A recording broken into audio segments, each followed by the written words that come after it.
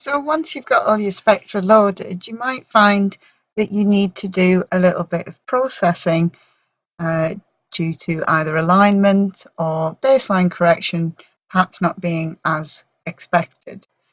So you can do this in CcpN Analysis Metabolomics unit if you select on Metabolomics, Pipeline, and that opens the Pipeline dialog box below the spectra.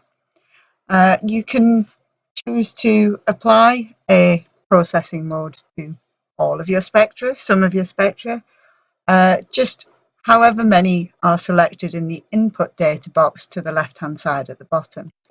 And then on the drop-down menu from the pipeline, you can select a series of functions that will allow us to apply routines in a pipeline.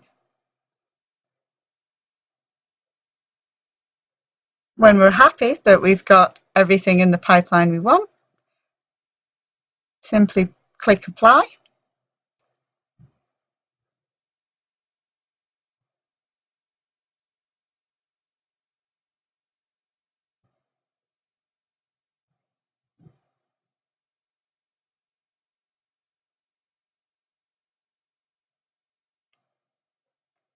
To move the spectra as needed.